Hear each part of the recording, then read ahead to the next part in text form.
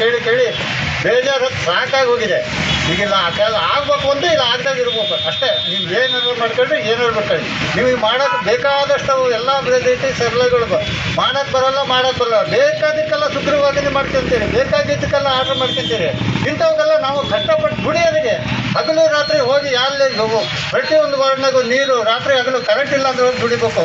ಪ್ರತಿಯೊಂದು ಆಟೋ ಡ್ರೈವರ್ಗಳಲ್ಲಿ ಒಂದು ನಾಯಿ ಸತ್ತು ಬಿದ್ದೈತಂದ್ರೆ ಹೋಗ್ಬೇಕು, ಅಲ್ಲಿ ಕೋಳಿ ಕಸ ಐತೆ ಅಂದ್ರೆ ಹೋಗ್ಬೇಕು, ಹಗಲು ರಾತ್ರಿ ಡ್ಯೂಟಿ ಮಾಡಬೇಕು. ಅಂಥವರಿಗೆ ನಮಗೆ ಮಾಡ್ಕೊಡೋಕ್ಕಾಗಲ್ಲ ಅಂದ್ರೆ ಯಾವ ನ್ಯಾಯ ಇದು? ಯಾವುದಿದು? ಇದು ಎಂಥ ಸರ್ಕಾರಗಳು ಯಾಕೆ ಹಿಂಗೆ ಮಾಡ್ತಾವೆ ಅನ್ನೋದು ನಮಗೆ ಬಗೆಹರದೇ ಇರೋ ಸಮಸ್ಯೆ ಆಗೈತಿ. ದಯವಿಟ್ಟು ಇನ್ನು ಮುಂದೆ ಎಚ್ಚೆತ್ಕೊಂಡ ಸರ್ಕಾರಗಳು ಈ ಕೆಲಸ ಆದಷ್ಟು ಬೇಗ ಮಾಡಿದರೆ ಒಳ್ಳೆಯದು. ಇನ್ನೂ ಈ ನಿಮ್ಮ ಸರ್ಕಾರ ಮುಗಿಯೋದ್ರೊಳಗೆ ಇನ್ನೂ ಸಾವಿರಾರು ಜನ ರಿಟೈರ್ಡ್ ಆಗೋಂಥ ಪರಿಸ್ಥಿತಿ ಐತಿ.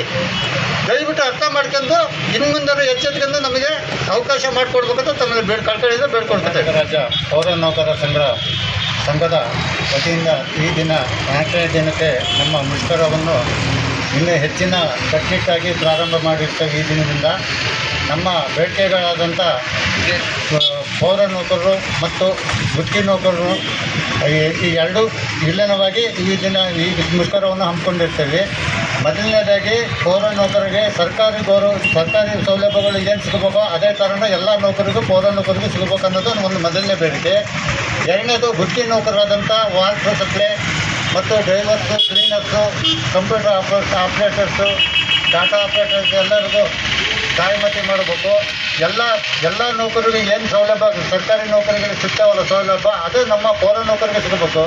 ಇಲ್ಲಿ ಸುಮಾರು 25-30 ವರ್ಷಗಳಿಂದನೂ ಬರೀ ಇದೇ ರೀತಿ ಅನ್ಯಾಯ ಆಗ್ತಾನೆ ಬರ್ತಾ ಇದೆ. ಪ್ರತಿ ಸರಿನೂ ಇದೇ ಥರ ಅನ್ಯಾಯಗಳು ಮಾಡಿದ್ದಾರೆ. ಈಗ 3-4 ಟೈಮು ಪೌರ ನೌಕರನ್ನು ಕಾಯಮತಿ ಮಾಡಿದ್ದಾರೆ. ಇಲ್ಲಿ ಉಳಿದಂಥ ಎಲ್ಲ ನೌಕರನ್ನು ಇದುವರೆಗೂ ಬರೀ ಹಿಂಗೆ ನೋಡ್ಕೊಂತಾನೆ ಬರ್ತಾ ಇದ್ದಾರೆ. ಆಮೇಲೆ ಎಷ್ಟೋ ಜನ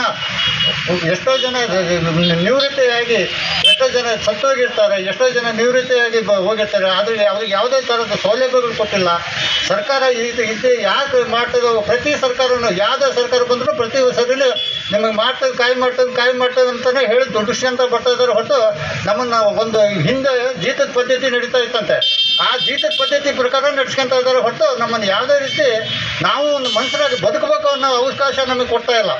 ಅದಕ್ಕೋಸ್ಕರ ಈ ಸರಿ ಏನಾಗಿದೆ ಅಂದರೆ ಎಲ್ಲ ಕಡೆಗೂ ಕಟ್ಟುನಿಟ್ಟಾಗಿ ಮಾಡಲೇಬೇಕು ಅನ್ನೋ ಒಂದು ಕಾರಣಕ್ಕೆ ಇಲ್ಲ ಮಾಡು ಇಲ್ಲ ಮಡಿ ಅನ್ನೋ ನಿರ್ಧಾರಕ್ಕೆ ಬಂದು ನಿಂತಿದ್ದೇವೆ. ಆಗಬೇಕು ಇಲ್ಲ ಆದರೆ ಹೋಗ್ಬೇಕು, ಇಲ್ಲ ಹಂಗೆ ಬಿಡ್ತೀರಾ ಹಂಗೆ ಸಾಯ್ತೇವೆ. ನಮ್ಮ ಹೆಂಡತಿ ಮಕ್ಕಳೆಲ್ಲ ನಮ್ಮನ್ನೆಲ್ಲ ಅನಾಥರು ಮಾಡಿ ನಮಗೆಲ್ಲ ನಿಮ್ಮ ಸರ್ಕಾರದಿಂದ ಏನಾದರೂ ಒಂದು ವಿಷಯ ಕೊಡೋಂಥ ಪರಿಸ್ಥಿತಿ ಮಾಡಿಬಿಟ್ರೆ ಆರಾಮಾಗಿ ನಾವಿಲ್ಲ ಆಫೀಸ್ ಬಾಲ ಬಿದ್ದು ಸತ್ತೋಗ್ಬಿಡ್ತೇವೆ.